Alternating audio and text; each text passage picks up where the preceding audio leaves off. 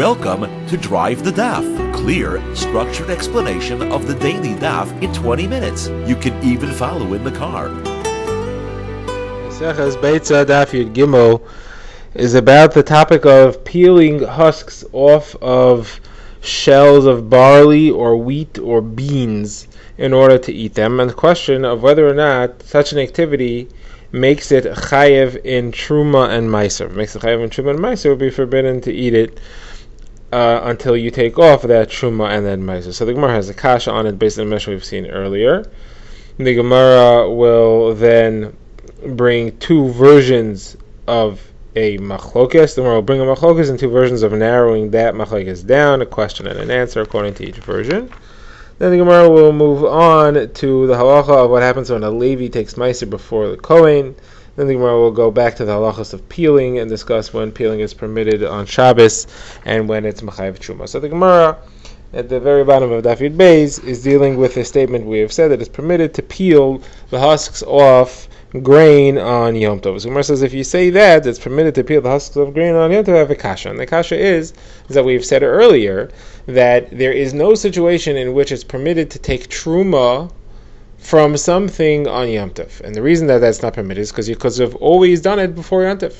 There's no situation in which something becomes chayiv truma on Yom Tov, and you can say, listen, well, I'm allowed to do whatever activity I did to make it chayiv in truma, and now that it's chayiv in truma, I'm allowed to take truma on Yom Tov. You don't have such a thing. Any activity that makes a chayiv in truma had to be done before Yom Tov, and therefore you could have taken truma before Yom Tov. You have no excuse to take truma on Yom Tov. The Gemara says, but if you're telling me that I could peel off the husks by rolling the grains between my fingers, that activity makes it chayiv in truma. So now I have a situation where it becomes chayiv in truma on Yom Tov. I should be able to take truma off on Yom Tov, because peeling off the husks makes it chayiv in truma. That's a Gemara's kasha. So Gemara answers, it is a machlokes whether peeling off husks makes grain chayiv in truma, and therefore the Mishnah that said that there is no such step, there is no such activity that can be done on Yom Tov that begins the chayiv truma, was going to the opinion that says it's not chayiv truma. What are those two opinions? Now the Gemara introduces machlokes, which will take up the majority of the sum, but it's machlokes Rabbi and Beitzah Rabbi Yehuda, and it centers over what activity makes the chayiv truma begin. Generally, the chayiv truma begins when some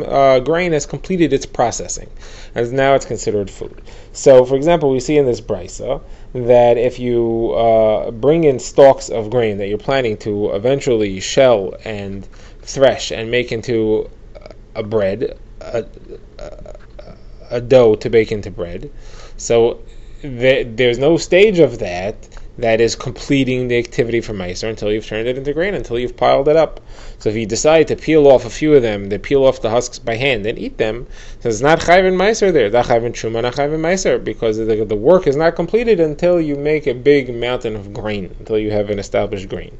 Now, what happens though, says Rabbi and Rabbi Asi bar Rabbi Yehuda, what happens if you have a pile of stalks that you're planning on peeling and eating, you want to peel them and eat them straight? So does that count as a completed work? Because the peeling and the eating is all you intend to do with this. There is no point at which you're going to pile them up into a huge heap of grain. You're never going to thresh them into grain. You just want to peel them and eat them.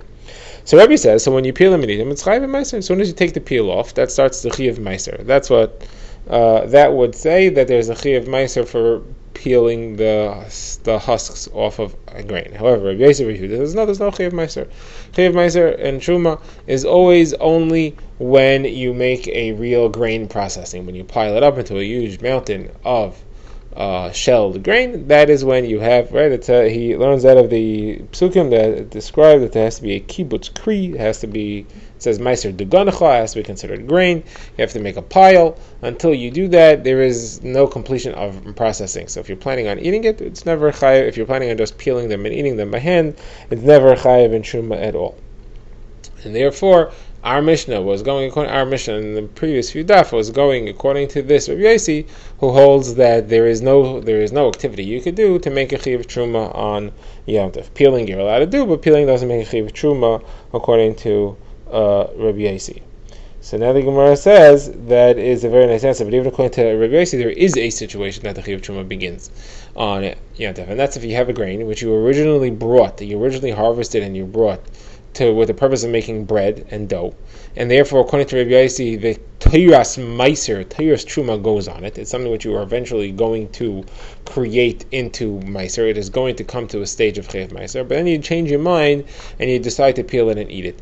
This peeling and eating is then the completion of this activity. Since you intended when you harvested and brought it in that you were going to use it to make bread, it is in the Parsha of Truma and Meiser, and there, as soon as you decide that you're planning on peeling and eating it, as soon as you're peeling and eating it, it now becomes Chayav and Truma and Meiser, and therefore you're allowed to do that on Yantif. So the Gemara says, okay, so you're right. So there are some circumstances in which a Chayav Truma could begin at Yantif, but usually not. Usually the vast majority of cases is not, and that's what we meant in a previous Beitzah. Okay, now the Gemara wants to focus more on this Machakas Rabbi Yossi and Rabbi Yehuda, whether peeling grains to eat them by rolling them between your fingers, does that create a Chayav Meiser or not? We've seen this Machakas. Now there's two versions of what Abaye says. Abaye says that there's a case in which they don't argue. Two opposite versions as to who agrees to who in this case, and a Beitzah which supports one side as a kasha, and the other side I think where we'll answer both the proof is not a proof and the kasha is not a kasha. So what does Abaye say? So the first version of Abaye says that there's no machlokes in the case of beans. Actually, both versions say there's no machlokes in the case of beans, but the first version says that Rabbi Yossi Rabbi Yehuda says that in the case of beans, there is a Chayav Meiser for peeling and planning on eating it straight. And the reason for that, Rashi explains, is because grain people usually do not peel and eat, but beans people peel and eat, and therefore it's a common thing, and that would create a Chayav Meiser. Now the kasha on this is that we have a brisa which says that there's a grain called a tilson. It's a bean. It's a type of bean, and it calls it tilson shel tevel, beans that have a Chayav Truma and Meiser on it. And as talking about before, was piled up into grain. It's just the beans, just a couple of beans, a handful of beans, and it's calling it tevel, which means that the Chayav Meiser is there. So what does the rest of the brisa say? So the brisa says if somebody has stalks, he has a bundle of stalks of tilson beans, they are tevel. So what does he do with it? So he has to grind it up, and he has to calculate. He has to grind it up. It means he has to take off the grains from the stalks by crushing them, and then he has to calculate how many seeds, how much grain there's actually there, and based on that he should make an estimation. He should estimate, it says, how many grains there are, and based on that he should take off a percentage for truma, and he only has to take a percentage from the grain. He doesn't have to take a percentage from the stalks. Now this is important to point out because the tilson plant, which is fenugreek, the stalks also have flavor and taste, but there's no Chayav Truma and Meiser on the stalks, only on the grains itself. Anyway, the Gemara's point is that this is a proof to Abaye, because we see that there's this brisa that refers to tilson as something which is tevel, even though it's only stalks. It's not in a heaped state of piled grain. So the Gemara says, how do you know that this is Rabbi Yossi Rabbi Yehuda? Maybe this is Rebbe. So Gemara wants to know what do you mean. If it's Rebbe, so then why are we talking about beans? The same halacha applies even for grains. Rebbe holds that even grains, and if you have them in stalks and you're planning on peeling them and eating them, or using them the way they are and not making a mountain of grain. Rebbe also agrees that Rebbe says that those are Chayav Meiser also. But then we shouldn't talk about beans, we should talk about grain. But we're not talking about grain. So obviously this is Rabbi Yossi Rabbi Yehuda, and Rabbi Yossi Rabbi Yehuda agrees that grains are Chayav and Meiser from that beans are Chayav and Truma, and in Meiser from the time that you, even when they're in the stalk stage, because people do peel them and eat them. So the Gemara says no. The Gemara says this is not a proof. This could really be Rebbe. And I'll prove to you it could be Rebbe, because even in Rabbi Yossi Bar Rabbi Yehuda, it may make sense that he's talking about beans and not grains, but it doesn't make sense why he's talking about tilson and not all types of beans. Why are we limiting it to just tilson? So obviously the reason we're talking about tilson has nothing to do with the fact that there's any discussion or agreement as to whether there's a Chayav Truma and Meiser on grains, beans, tilson. That's not why we're talking about tilson. The reason we're talking about tilson is because tilson, the stalks taste like the bean, and you may therefore think you have to take Truma and Meiser from the stalk, and it's telling you that you don't have to. That's why we're talking about tilson. But as far as peeling and Truma, it could really be the opinion of Rebbe, and we could have just as well said the same halacha by grains. Now the other version of Abaye says that everybody agrees, both Rebbe and Rabbi Yehuda agree by beans that there's no machlokes, but here instead of Rabbi Yehuda agreeing to Rebbe, Rebbe agrees to Rabbi Yehuda that there is no Chayav Meiser on beans, because As Rashi explains, beans are not so common for people to eat them raw the way they are. So now the kasha on this is a simple one from this Beitzah about tilson, which clearly discusses that tilson is called tevel. The stalks of tilson have a chiv meiser. So you see that beans do have a chiv truma meiser. Truma specifically, it says tevel. They are tevel. Tevel is a term which is used for something that has already reached the stage of chiv truma. So according to this version of Abaye, both Rebbe and Rabbi Yehuda hold that in beans in the stalk stage there is no chiyuv. So it wouldn't make sense. Why does it say here that they are chiyuv? So the Gemara says, I'll tell you the reason. The reason is because here we're talking about a case where the Levi jumped and he ran, and he took his meiser portion before the Kohen, its truma, was ever separated. So the background is as follows. Generally, the order of taking the ma'anas kuna off is as follows. When somebody harvests his grain, he has to take off a percentage, either a 40th, a 50th, or a 60th, but at least a minimum of one bean. And it's called truma gedol. He has to give it to the kohanim. From what's left, he takes off 10% and gives it to the Levi, and the Levi takes off 10% of that and gives it to the Kohen, and that's called Trumas Meiser. What the Levi receives is called Meiser. What he gives further is called Trumas Meiser. What if the Levi ran ahead and took his Meiser before any Truma Gedolah was ever given? So the Gemara says that creates a Chiv Truma even if the Chiv Truma did not exist earlier. So Levi goes and runs and grabs Meiser, the Chiv Truma exists. What's the reason? Because he's now made it Meiser. The Gemara explains further on. There's a pasuk that says Meiser min ha-Meiser. You should take Meiser from the Meiser. That means you're giving it a name of Meiserable. It's Meiserable stuff. So it's the Chiyuv Truma begins as soon as he took his Meiser, it now gets the Chiyuv Meiser on it right away. And therefore that's what's creating the Chiyuv Meiser here, not because it's beans, and that's why this discussion here talks about stalks of tilson that are Chayiv in Truma, because the Levi went and grabbed and made the Chiyuv Truma. But otherwise, generally, there would not be any Chiyuv. So the Gemara says, so if that's true, so why does he have to crush it up? We said in the Bryce he has to crush it up and calculate how much grain there is and give a percentage to the kohen. He shouldn't have to crush it up. Crushing it up, we generally understood as that's the final stage in the processing. He has to process it. But if it gets its Chiv Meiser from the fact that the Levi jumped and took his, if it gets its Chiv Truma, I should say, from the fact that the Levi jumped and took his Meiser already, who cares if you crush it or not? The says there's a different reason to crush it, and that's a knas. We are we're penalizing the Levi for taking his Meiser out of order. You're not supposed to take Meiser before Truma. Therefore, the Levi has to take the Meiser that he got. We penalize him. He has to process it further and then give it to the Kohen. And we have a Bryce that supports that. Bryce says that a Levi runs and takes his stuff first. So if he takes his stalks, he has to make it into grain. If he takes grapes, he has to make it into wine. If he takes olives, he has to make it into oil.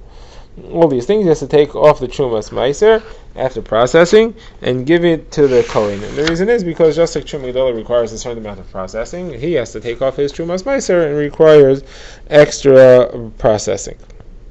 Now the Gemara has another kasha. And that's, why does it say that he can estimate how much grain there is? If he's taking off Trumas Meiser, that's exactly 10%. He can't just estimate. He has to know how much it is. Now, as long as we assume that it was talking about Truma Gedolah where the Levi didn't come and grab anything, so now I understood, because that's only an estimation. The minimum amount is good. Chazal said for a 40th, a 50th, a 60th, fine. But the minimal amount, even one grain, takes off the Chi of Deraisa. So you could estimate. But the Levi is giving Trumas Meiser, so there's no excuse for that estimation. You have to calculate exactly how much there is.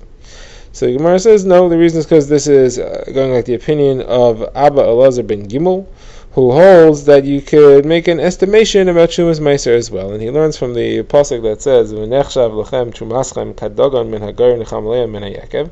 So Trumaschem is one type of Truma. Kadagon min hagar is another type of Truma. But it's talking about a Levi here, so both types of Truma, both Truma Gedolah and the Trumas Meiser, can be estimated. They don't have to be taken exactly. And that's the opinion that this is going like over here. The Gemara now brings a brief sugya, which we've seen a few times in Shabbos and in Eruvin. Rish Lakish says that if a Levi goes and he grabs Meiser before Truma, and he takes it from the standing stalks before the mountain of grain is made, So he does not have to give Truma Gedela. He grabbed Meiser Rishon. Truma Gedela is not an obligation anymore. Why? Because the Torah says that V'hari Meiser Mimenu Trumas Hashem Meiser Minu Meiser. You only have to give Meiser from Meiser. So you have to give Trumas Meiser from your regular Meiser. You don't have to give Truma from Meiser. You don't have to give Truma Gedela from the Meiser that the Levi took. So the Gemara says if you have a pasuk that teaches you that, so why is it only if he went and he took it from the stalks? Even if he took it from grain, even if it's piled up as grain, the Torah says that as long as he takes before Truma Gedela doesn't get given anymore, because it says you only give Meiser from Meiser, you don't give Truma Gedela from Meiser. So the Gemara says no, because there's a pasuk that teaches you otherwise. A pasuk teaches you have to give Mikol Maser Sechem Tarimu, from all your Meiser you have to give Truma. All different types of Meiser you have to give Truma. So even Truma Gedela you have to give. So Gemara says, so then how do you know which one's which? How do you know from stalks and from grain? Gemara says simple. The Torah says you should give from the Dagon stage. Once it's heaped up in a mountain, then it's called grain. You have a heap of grains. Then it's called Dagon. It's called Meiser Dagoncha. You have to give. As long as it stalks, the Torah did not call that grain yet, and you don't have to give yet.